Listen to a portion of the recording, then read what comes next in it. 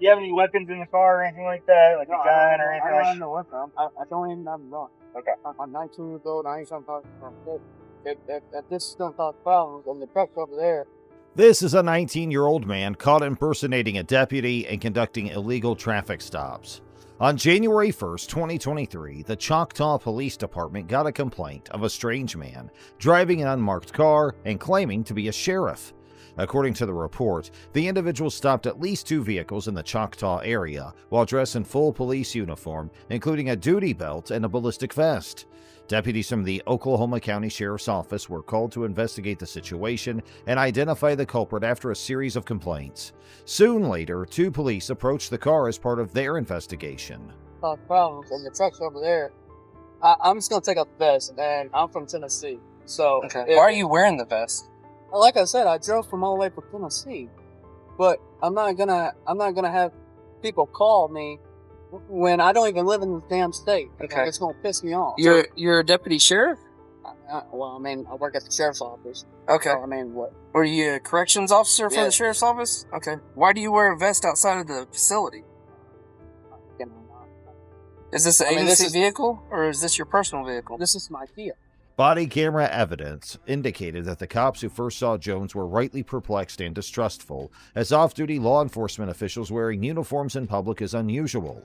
The guidelines for employee personnel appearance, as stated on the official government website of Oklahoma City, do not specifically prohibit cops from wearing uniforms when not on duty. However, it can be suggested based on the standards for appropriate badge display, which indicate that badges should not be prominently shown while the employee is off-duty.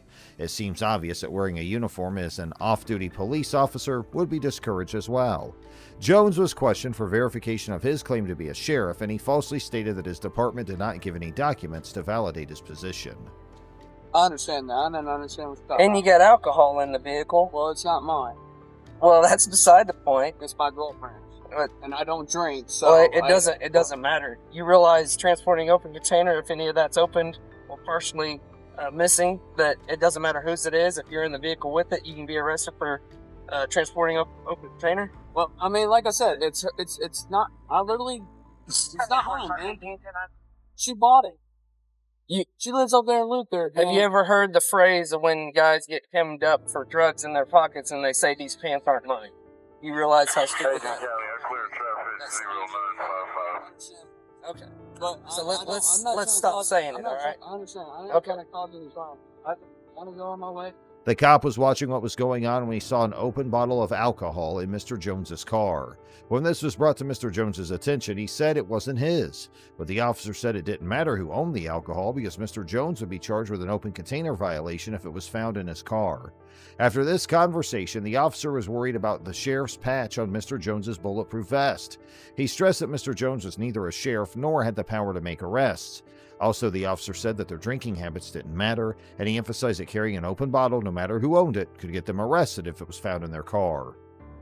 So did you get out of your car or something here in the parking lot? Okay, I got out of the car. Yeah. There's a truck that he looked at me. And that's all I did. I never said anything like law enforcement wise or nothing.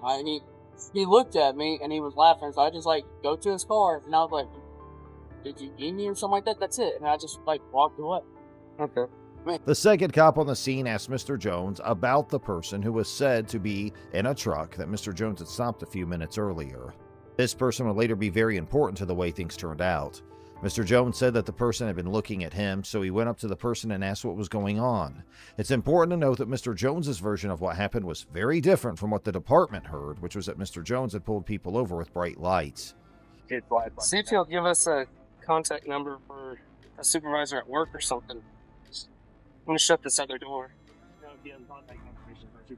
I wouldn't worry about the jail thing right now. I really don't want to jail with the beer card. Like I said, that it's not in my possession, right? It is in I your mean, possession. It's in your car. By you owning the vehicle, it being in your vehicle, and it sitting beside you, that is considered possession. I understand that. And I've got penalty. I'm gonna try. We're trying to work with you. I know. Mr. Jones gave the cop permission to search his car and said that he didn't have any problems with it. As a protection for the safety of the cops involved, the officer asked Mr. Jones to get out of his car and take off his ballistic vest. After this request, Mr. Jones was put in the back of a police car while the two officers who were already there looked into what was going on. Alright, tell me exactly what you just said. Because he was dressed like a cop. Yeah. He had a sheriff thing, but it had sheriff written on the side of it. Right. And I live on 62 off of Adam Road. He was sitting in a driveway 251. right beside 62 Highway. And I pulled up and I was staring at him because he was in a kind of cockeyed. As the officers continued their investigation, the subject who had initially made the 911 call pulled over in close proximity to them. They engaged in a conversation with the officers, and the entire interaction was recorded on their body cameras. It is worth highlighting that the sequence of events recounted by Mr. Jones differed significantly from the story provided by the subject. Yeah, I already know I'm going to jail. Alright. Turn around and face the other way. Put your hand behind your back. You're under arrest for impersonating law enforcement, alright? And then you also have a charge for transporting an open container. Oh, my girlfriend could pick up my phone. Not at this time. You know how long I'm gonna be in jail because I'm from PC. Okay. Based on what the subject had said up to this point, it was clear that Mr. Jones had been pretending to be a police officer and had committed a major crime. The police now had a lot of proof that these claims were true. So the officers did what they needed to do and arrested Mr. Jones for the crime of pretending to be a law enforcement officer. They also told Mr. Jones that he would be charged for having an open container on him. Now, let's move on to the next story. Oh, Mike. Good, how y'all doing? Yeah, she was the driver. He was in the pickup truck. It's all the same. Not hurt or anything? No, I'm good. Okay. Need your license, registration, insurance? That's it. 155 Berkeley, 28 West Virginia. Ocean 9 V Victor 311. Ocean 9 V Victor 311. Split on a silver in color Lexus. Oh. That's silver or tan? Silver. Okay. I was going crazy for a minute. Yeah. I'm good if y'all. You're good. We're good, man. Yep. All right. Yeah, shut one. Hey, thanks too. How y'all relate to each other? We're just friends. Oh, okay. Yeah.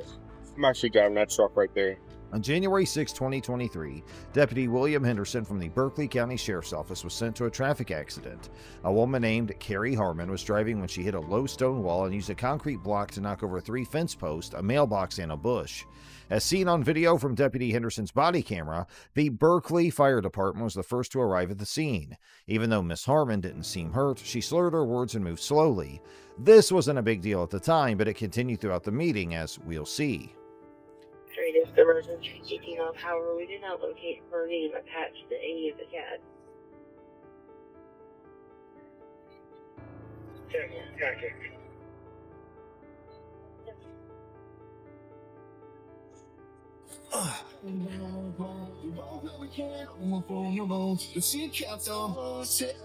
It's 114, 137. You make contact with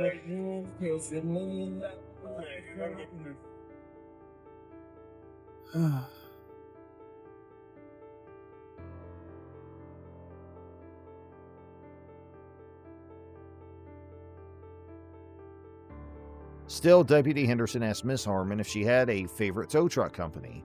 She said that her father, Nathan Harmon, would take care of the problem. Nathan Harmon is a Berkeley County sheriff, which suggests that Miss Harmon may be depending on her father's power and influence to stay out of trouble. We'll talk about this a little more later. Then Deputy Henderson went to his police car to check Miss Harmon's pass through dispatch. After being inside for a few minutes, he came out and gave her a sheet asking for a written statement about the traffic accident. One thing that stands out about this situation is how unconcerned Deputy Henderson seems to be about the traffic accident. He did not directly ask about the details of what happened, nor did he look into the situation fully. Even though Miss Harmon showed signs that she might have been drunk, no one thought anything of it.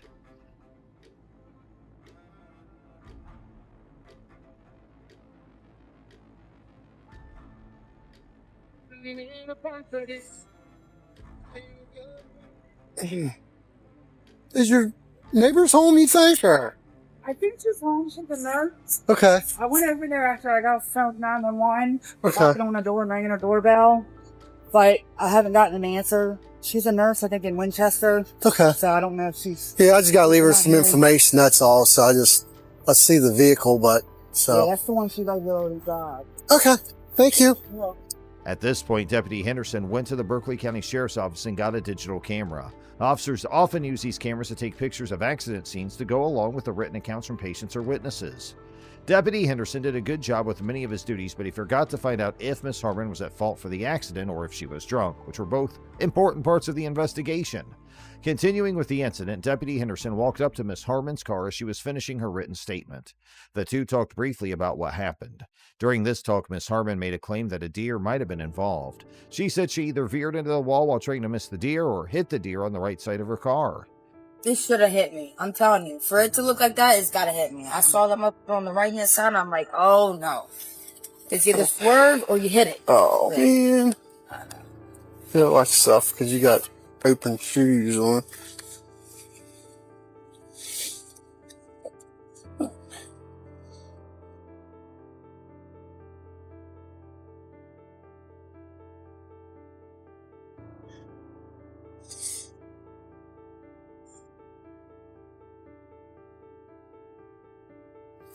Can you sign that down the bottom for me? What's that? I just need you to sign it. Oh, I'm sorry. If you can just put a date on there. I got you. When Miss Harmon used her broken windshield to back up her story, Deputy Henderson quickly shined his flashlight on it, but he didn't see any signs that a deer had hit the car. This made people wonder how a deer could have gotten away from the accident without getting hurt or leaving any blood. Deputy Henderson seemed to have the same doubts when he stopped for a moment to look at the window, but he decided not to ask Miss Harmon any more questions about her questionable claim. Instead, he looked around the car and made some notes. At this point, Sheriff Harmon showed up, and things started to get strange and hard to believe. Sheriff Harmon tells Deputy Henderson that there is something he needs to look at inside Miss Harmon's car. Without saying anything, Deputy Henderson gives Sheriff Harmon his lantern and lets him come up to the car and get in. South Carolina law says that what Sheriff Harmon did could be considered messing with evidence, which is a very bad thing to do. To make matters worse, Sheriff Harmon asked Deputy Henderson if his daughter was inebriated, to which Deputy Henderson reacted with laughter, indicating that it did not appear so. Subsequently, Miss Harmon's vehicle was towed away and the scene was cleared. The investigation concluded that Miss Harmon had failed to exercise caution while negotiating a turn, and she received a warning for her careless driving.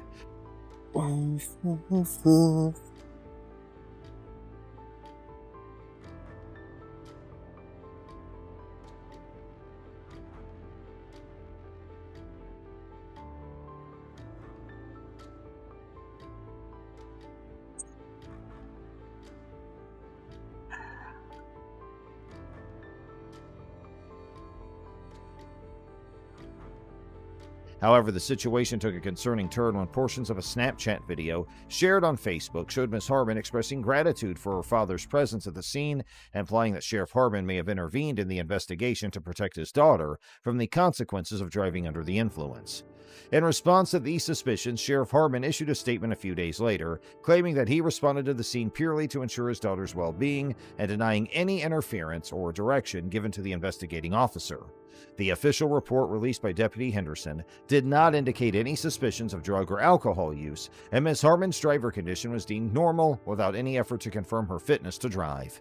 Notably, the report did not support Ms. Harmon's claims of a deer strike, contradicting her written statement that she was following a car when she was hit by a deer on her right passenger side. And now comes our third story. In this story, a group of children in Lorain, Ohio were subjected to police harassment on the excuse of jaywalking. However, further investigations proved that the event was staged by the police officers involved. On February 15, 2023, a 16-year-old kid and his cousin, and a friend, crossed West 27th Street and made their way to the boys' residence. An unmarked police car containing a Lorain police officer and an agent from the Bureau of Alcohol, Tobacco, Firearms, and Explosives drew up to the scene, according to surveillance video from the family security camera. The cops attempted to converse with the lads, but they already were inside the residence and the officers were unable to make contact. Mary Hildreth, the 16-year-old's mother, watched the incident from the front door and approached the cops to inquire about the issue. Notably, the kid showed no symptoms of escaping the cops, instead quietly entering the house when the car arrived. This particular element becomes important as the situation progresses.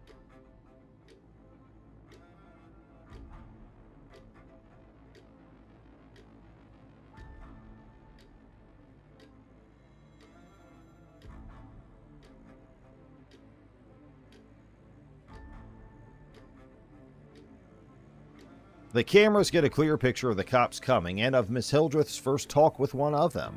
The video makes it clear that Miss Hildreth asked the cops what was worrying them, and they told her to bring the boys outside so they could talk. I'm still in the window as he's halfway through the yard coming in here. This car flies up out of nowhere. Don't say nothing. As I'm already down here, they're jumping out, getting ready to run around the house. I come to the door and say, what's going on? We want the boys to run out. I said, my son, what's the problem? He's a minor. We got to talk to him. I said, what is the problem? It's a traffic violation. I said, what do you mean? Can I have your name back? Then he's screaming and yelling. I said, you don't have to scream and yell at me. I'm an adult. That is my son. What did he do wrong? After conversing with the officers on the scene, the supervisor returned to Miss Hildreth, exposing the dishonesty of the officers. Initially, they had claimed to stop the boys for a minor jaywalking violation, but now the supervisor implied that their true motive was suspicion of firearms due to the boys playing with their waistbands. The surveillance footage ended, and the verbal exchange between the supervisor and Miss Hildreth continued. It became evident that the officers realized their mistake and hastily fled the scene in their patrol vehicles without issuing any jaywalking tickets. This incident revealed that the officers simply wanted to harass the boys using the guise of neighborhood safety. Sadly, Miss Hildreth was unjustly charged with obstructing official business, a charge she vowed to fight in court.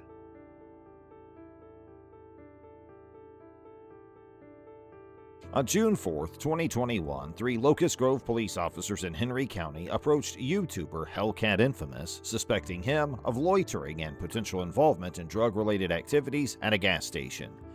Is the YouTuber related to any drug-related activity?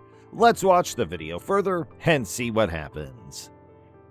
Shows up with a 54 male, quick trip, white, Dodge Charger.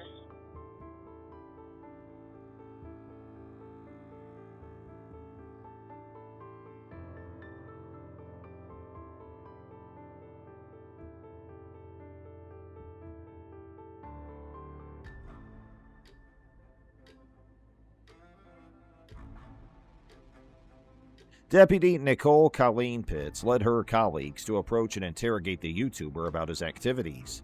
The other 2 officials made their way to the spot after being called there by the lady officer. Are you hanging out? Are you meeting somebody? Are you waiting on somebody? Are you lost? I live on. So, the reason I'm asking, we've been here how long? Probably 20 minutes? 30 minutes. 30 minutes? Yeah, You hadn't got any gas. You hadn't gone in and got any food. No. You parked at a gas pump. And I know the tank's not on the side. It's on the other side, right? No, I don't even take this kind of gas. So, what are you doing? The second officer entered the frame and asked the YouTuber whether he was hanging out with friends or doing something else. Subtly inquiring as to why he was there, the man responded that he resides there in response to the question, where the officer stated that they had a good reason to suspect criminal activity in the area due to its long-standing history of such activity. Just chilling. I don't want to go home. I can't sit in the parking lot. Because I live out here. Where you have some ID? Who's your ID? Or is it in the car? It's on me, but what's the problem? Acting all confused, the cop asked the guy again, what exactly is he doing at the gas station? Clueless Hellcat asked whether he's doing something wrong while staying up there, as he was just chilling and grabbing something to eat, which is not wrong. You can make it super difficult, but you do. I'm just wondering why y'all. But I've literally been on the phone just talking. I know. Go and get your ID. The YouTuber's identification was requested by the police, and the man complains and asked why she is doing so. The officer then advised the young man not to make matters any more difficult than they already were for themselves. The important thing to note here is, according to the Fourth Amendment of the Constitution of the United States, a police officer is allowed to stop a suspect on the street and frisk him or her without probable cause to arrest if the officer has a reasonable suspicion that the person has committed, is committing, or is about to commit a crime, and has a reasonable belief that the person may be armed. Well, in this case, the authorities assert that the YouTuber in question was loitering around the gas station and that the surrounding area was notorious for narcotics trafficking and other forms of criminal activity. You get your ID, and then while you give us your ID, she can speak with you. But you need to identify yourself, so go and get your ID.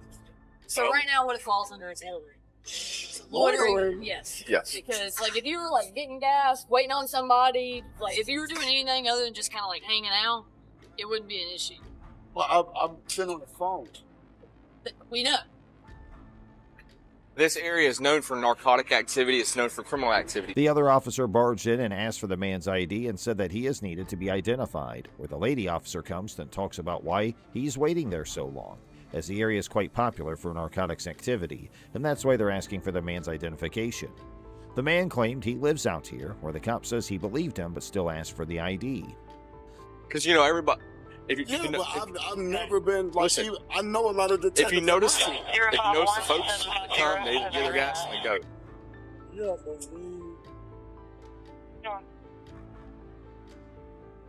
So, the state's definition of loitering is doing something not like the no.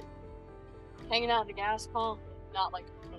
The man gave his ID card for identification. After verifying the YouTuber's ID and discovering no prior criminal records, the officers continued their questioning before ultimately departing without filing any charges. This sequence of events raises questions about the legitimacy of their initial suspicion and the necessity of their prolonged interrogation. The absence of criminal records suggests a lack of reasonable grounds for their continued investigation.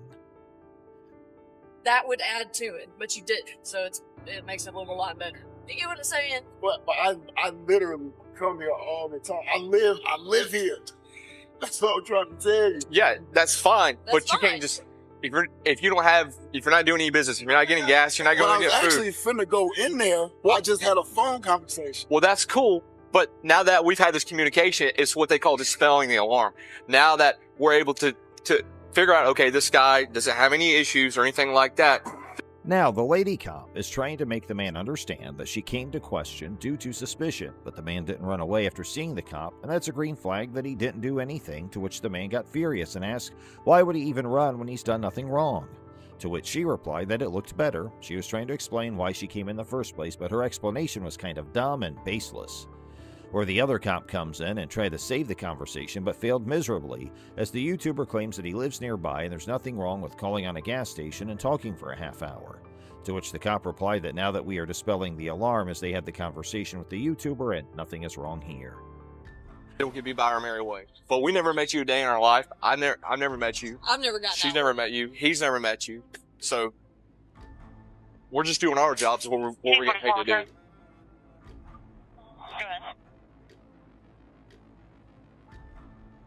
Now the Southwest Speed Valley 2301. The cops have stated they're merely performing the duties for which they are paid, and the lady cop was talking on her walkie-talkie. You got to, and then head on home, alright? Yeah, but Second that's thing, kind of you're- crazy. Look, it's Like I've never. Go look up loitering in Georgia No, code section. my father's a retired sheriff. Okay. I Well, know, but I've never. like I said, this area is known for drug transactions. We're gonna make sure none of that's occurring here tonight. So The lady cop told the YouTuber to get home, where the YouTuber replied and called her crazy, where the male cop jumps into the conversation and told to look up loitering in Georgia, where it turned out that the YouTuber's father is a retired sheriff, to which the male cop said that the area is known for drug transactions and they're just making sure none of that's occurring there. Well, no, I was at Super Dollar. I did track nets. I don't do no drug activity. And like you said earlier, the reason we got out with you and asked you and didn't just like immediately throw you in handcuffs was called dispelling the alarm. That's all that happened. So, but do these change? Like, can you make them just one regular color? I turn them off with a switch. Okay, so the blue lights, you can't have blue lights. The female officer stated there's a party going on in the area and they're concerned that there will be drugs involved.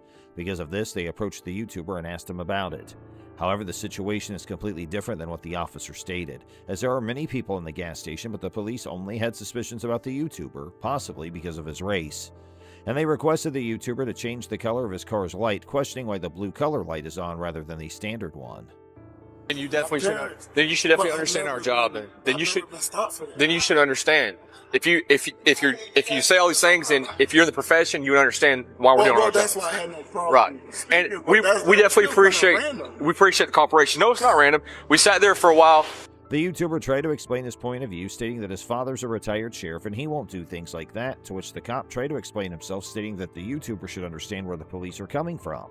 And then the cop stated they appreciate the cooperation.